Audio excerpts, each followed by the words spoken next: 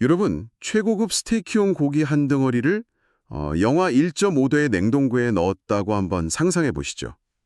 당연히 꽁꽁 얼어붙을 거라고 생각하시겠죠? 그렇죠. 우리의 상식대로라면 완전 돌덩이처럼 변해야 정상입니다. 근데 만약에 그 고기가 얼어붙는 대신에 그 세포 깊은 곳에서부터 스스로 깨어나서 막 생존을 위한 처절한 사투를 시작한다고 하면 믿으시겠습니까? 아마 대부분 진짜냐고 말도 안 된다고 하실 겁니다. 맞아요. 오늘 우리가 심층 탐구할 자료, 제7장 빙원 숙성 텍스트는 바로 이 기묘한 현상에서 출발합니다. 우리의 미션은 명확해요. 물이 얼지 않는 영상의 냉장칸, 그리고 모든 걸 꽝꽝 얼려버리는 영하의 냉동칸. 이 지루한 이분법을 완전 깨부수고 영도와 고기가 얼어붙기 직전의 그 아슬아슬한 틈새에서 벌어지는 기적 같은 생화학적 반응을 펼쳐보는 겁니다. 네, 이른바 제3의 온도 대역이라고 부르는 곳이죠. 우리가 매일 고기를 먹으면서도 식재료의 온도를 그렇게까지 예민하게 생각하지는 않잖아요. 네, 그냥 냉장고 아니면 냉동실, 둘 중 하나에 쑤셔놓기 바쁘죠. 자, 이걸 하나씩 풀어보죠. 어떻게 영하에서 고기가 안 얼고 버틴다는 건가요? 이 놀라운 세계로 들어가려면 먼저 우리가 너무나 당연하게 진리처럼 믿고 있는 영도에 대한 편견부터 과학적으로 완전히 해체하고 넘어가야 합니다. 약간 초등학교 과학 시간으로 돌아가는 기분이네요. 우리는 늘 물은 0도에서 언다고 배웠잖아요. 그렇게 냉장고 온도계가 영하를 가리키는 순간 수분 가득한 고기도 당연히 얼어버릴 거다. 이렇게 생각하는 게 합리적인 거 아닌가요? 물리학적으로 불순물이 전혀 없는 순수한 물, 그러니까 증류수 같은 상태라면 0도에서 얼음 결정으로 변하는 게 맞습니다. 하지만 현실 세계에서 우리가 먹는 식재료들, 특히 고기 속의 수분은 그런 맹물이 아니라는 데서 모든 마법이 시작되거든요. 아, 고기 안에 있는 물은 그냥 순수한 물이 아니라는 거군요. 네, 여기서 짚고 넘어가야 할 아주 중요한 화학적 현상이 바로 빙점 강화입니다. 빙점 강화요? 단어 뜻만 보면 어느 점이 0도 밑으로 뚝 떨어진다는 이야기 같은데 왜 그런 현상이 일어나는 건가요? 아주 쉽게 바닷물을 떠올려 보시면 됩니다.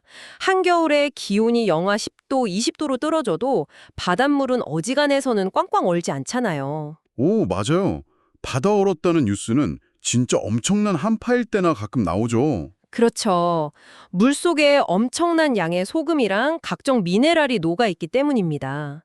순수한 물에 다른 물질이 녹아 들어가면 물 분자들이 서로 손을 잡고 얼음 결정을 만드는 과정을 그 불순물들이 막 방해하게 되거든요. 아, 물 분자들끼리 뭉치는 걸 걔네가 회방을 놓는 거군요. 정확합니다. 고기도 완벽하게 똑같아요. 고기 근육의 약 70%는 수분이지만 그 수분 안에는 소금기뿐만 아니라 각종 아미노산, 펩타이드 같은 수많은 성분들이 잔뜩 녹아 있습니다. 그러니까 고기 세포 안에 찰랑거리는 물은 수도꼭지에서 나오는 맹물이 아니라 약간 고기가 품고 있는 영양분이 아주 진하게 우러난 일종의 천연 육수 상태라는 거네요. 천연 육수, 그 표현이 딱 맞습니다. 그 진한 육수이기 때문에 고기는 0도에서 절대 얼지 않아요. 동물의 품종이나 부위에 따라 미세한 차이는 있지만 일반적으로 소고기는 영하 1.7도, 돼지고기는 영하 1.5도, 닭고기는 영하 1.1도 부근까지 내려가야 비로소 얼기 시작합니다. 오, 영도에서부터 그 영하 1.5도 사이. 온도는 분명히 마이너스인데 고기 속 수분은 안 얼고 여전히 액체 상태인 그 영하의 공간. 거기를 바로 빙원 영역이라고 부르는 거네요. 네, 맞습니다. 여기까지는 과학적으로 완전히 이해가 됐어요. 근데 온도를 거기에 맞춘다고 해서 고기가 막 스스로 생존 사투를 벌인다는 건 대체 무슨 뜻인가요? 이건 자연의 섭리를 보면 이해가 쉽습니다. 혹시 한겨울 눈 덮인 밭에서 꽁꽁 얼어가며 자란 겨울 배추나 늦게 수확한 사과 드셔보신 적 있으신가요? 당연하죠. 겨울 배추는 진짜 달잖아요. 쌈장에만 찍어 먹어도 막 단맛이 확 돌고요. 그게 단순한 기분 탓이 아닙니다. 생물체가 극한의 추위 속에서 살아남기 위해 발동한 생체 방어 기제의 결과물이거든요. 추우면 식물이 스스로 단맛을 낸다고요. 왜 굳이 막 그런 수고를 하는 건데요? 식물이든 동물이든 세포로 이루어진 생명체에게 수분이 언다는 건 곧 죽음을 의미하기 때문입니다. 물이 얼어서 얼음이 되면 부피가 약 9% 정도 팽창하면서 아주 날카로워지거든요. 아, 그 뾰족한 얼음 결정이 생기는 거군요. 네, 그 미세하고 날카로운 얼음 칼날들이 세포막을 안에서부터 무자비하게 찢어버리게 되죠. 물 가득 채운 유리병을 냉동실에 깜빡 잊고 넣어두면 다음날 유리병 산산조각 나 있는 거랑 똑같은 원리네요. 세포가 물리적으로 그냥 터져버리는 거군요. 맞습니다. 그래서 외부 기온이 영하로 뚝 떨어지면 세포들은 비상사태를 선포합니다.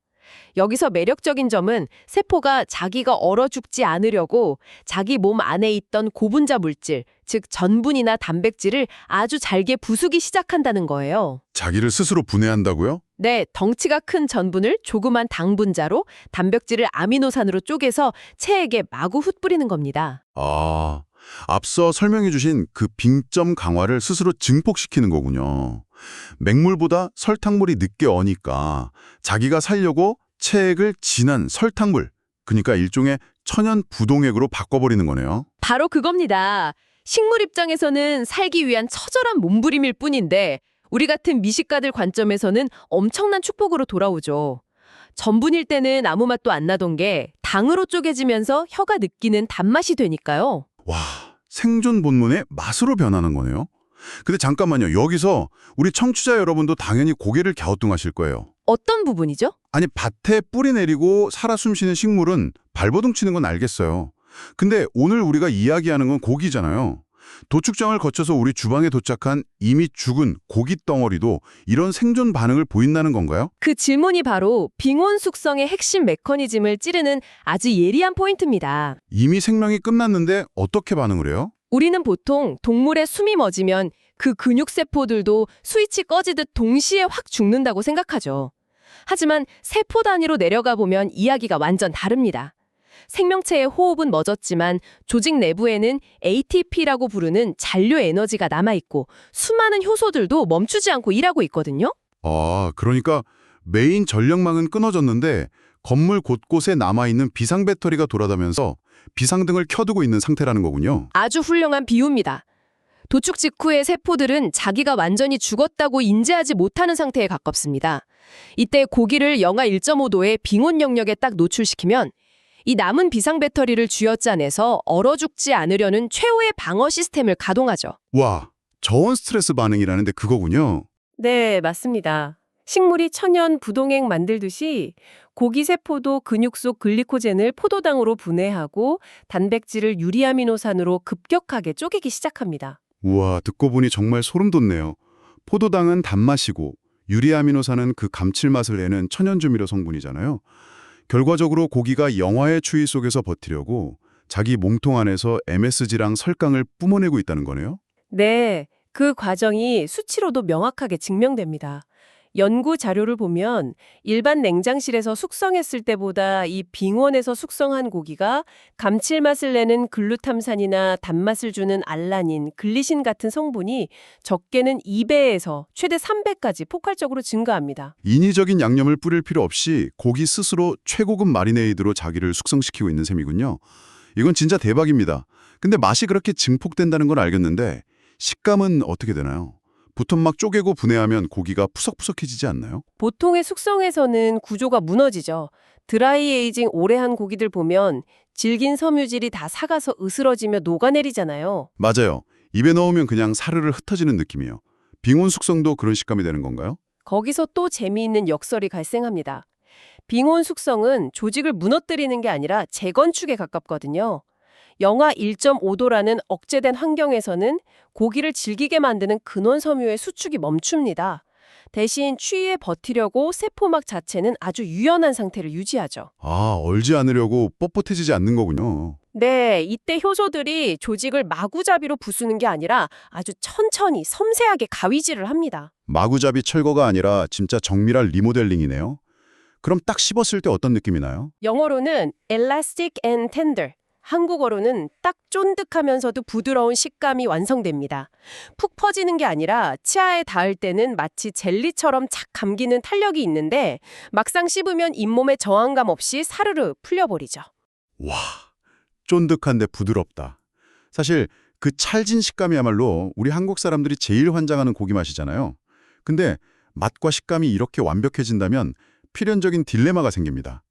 숙성의 핵심은 결국 시간인데 고기를 두세 달씩 놔두면 상하지 않을까요? 120일 숙성도 한다면서요? 그게 전 세계 모든 고기 숙성 전문가들이 매일 밤잠 설치며 고민하는 궁극의 딜레마입니다. 온도를 높이면 맛내는 효소는 신나게 일하지만 부패균도 폭발적으로 증식해서 썩어버리죠. 온도를 낮추면요? 부패균 잡겠다고 얼려버리면 균은 죽지만 맛을 내는 효소들도 같이 얼어붙어서 숙성이 아예 정지해버립니다. 썩느냐 멈추느냐 진짜 가혹한 이분법이네요. 그런데 빙온 영역이 이 딜레마를 완벽하게 파괴하는 신의 한 수가 됩니다. 대장균이나 살모넬라 같은 유해세균들은 0도 이하로 떨어지면 증식을 멈추고 동면, 즉 정지기에 빠집니다. 아예 활동 불가 상태가 되는 거죠. 오, 그럼 효소도 멈추는 거 아니에요? 기가 막힌 건 단백질을 분해하는 카텝신 같은 숙성 효소들은 영하 1.5도에서도 활동을 멈추지 않는다는 겁니다. 영상일 때보다 속도는 느려져도 지치지 않고 꾸준히 고기를 분해하죠. 세균들은 전부 수면제 먹여서 재워버렸는데 맛내는 효소들만 깨워서 야근을 시키고 있는 셈이군요. 와, 진짜 똑똑하네요. 이 극적인 미스매치 덕분에 일반적인 웨테이징의 한계인 30일, 40일을 훌쩍 넘어 60일, 100일, 심지어 120일까지 초장기 숙성이 가능해집니다. 일반 냉장 숙성육도 마트에서 사서 한 40일 지나면 뜯었을 때 약간 시큼한 신맛이나 꿉꿉한 능새가 날 때가 있잖아요. 근데 120일이나 두면 고기가 진짜 버텨내나요? 부패균이 아예 잠들어버린 완벽한 동면실이라서 황화합물이나 암모니아 같은 불쾌한 냄새가 만들어질 틈이 없습니다. 시간이 2배, 3배 늘어난다는 건 오직 맛만 지층 쌓이듯 차곡차곡 깊어진다는 뜻이죠. 단맛 늘고 감칠맛 폭발하고 쫀득해지고 안 썩고 이건 뭐 완벽을 넘어서 거의 치트키 수준인데요. 여기서 가장 현실적인 의문이 듭니다. 이렇게 좋은 거라면 왜 우리 동네 정육점이나 대형마트는 전부 이 빙온 숙성 고기로 도배가 안 돼 있는 걸까요? 이론적으로는 무결점의 마법 같지만 현실 세계에서 이걸 구현한다는 건 극도로 불안정한 줄타기를 요구하기 때문입니다. 물이 얼지 않고 버티는 이 상태를 관행각이라고 부르는데요. 아까 말씀하신 그 얼어야 할 온도인데 억지로 버티고 있는 상태요? 네, 수분은 속으로 제발 얼게 해달라고 아우성을 치는데 자극이 없어서 액체로 남은 거거든요. 이때 만약 냉장고 온도가 단 0.1도만 훅 떨어지거나 문 닫으면서 생기는 작은 충격, 모터 진동만 가해져도 이 관행각은 산산조각 납니다. 헐, 0.1도나요? 문 닫는 진동에도요. 눈 가리고 화라산 위에서 줄타기 하는 거랑 똑같네요. 네, 그 순간 액체로 버티던 수분들이 연쇄 반응을 일으켜서 순식간에 동결 상태로 넘어가 버립니다. 관행각이 깨지면 어떻게 되는데요? 그냥 어는 거 아니에요? 급속냉동이란 다르게 영하 1.5도에서 어는 건 아주 천천히 어는 완만 동결입니다. 이렇게 얼면 얼음 결정이 작게 생기는 게 아니라 거대한 창처럼 크고 날카롭게 자라나요. 아, 아까 세포 찢어진다고 했던 그거요? 맞습니다. 100일 동안 애지중지 키워온 고기의 세포막을 그 거대한 얼음창들이 무자비하게 다 찢고 관통해버리죠. 어우, 상상만 해도 끔찍하네요. 0.1도 미끄러져서 그렇게 얼어버린 고기를 나중에 구워 먹으려고 해동하면 어떻게 되나요? 파괴된 세포막 사이로 고기의 핵심인 육즙이 댐 무너지듯 다 쏟아져 나와버립니다. 이걸 드림로스라고 하죠.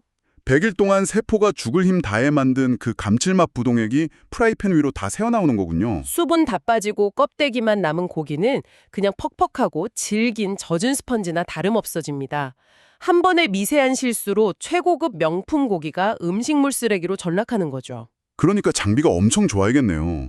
그냥 일반 냉장고로는 절대 무리겠어요. 네, 오차범위 플러스 마이너스 0.2도를 칼같이 제어하는 전용 숙성고나 물이 공기보다 온도 변화에 덜 민감하다는 걸 이용한 워터에이징 수조 같은 철저한 장비빨과 데이터가 필수입니다. 진짜 급강의 난이도네요. 근데 이 험난한 줄타기 성공만 한다면 엄청난 보상이 따르잖아요. 자료 마지막 보니까 이 극강의 기술이 한국의 고기 문화랑 만났을 때 전례없는 시너지를 낸다고 하던데 이건 무슨 의미인가요? 빙온 기술이 화려한 마블링을 자랑하는 한우나 한동 같은 우리 고기에 최적화된 솔루션이기 때문입니다. 서양의 드라이에이징은 기름기 적은 고기를 억지로 부드럽게 만드는 데 특화되어 있거든요. 아, 서양식 마른 고기랑 우리식 기름진 고기는 다뤄야 하는 방식이 아예 다르군요. 네, 빙온 숙성의 첫 번째 경쟁력은 지방 산패 억제입니다.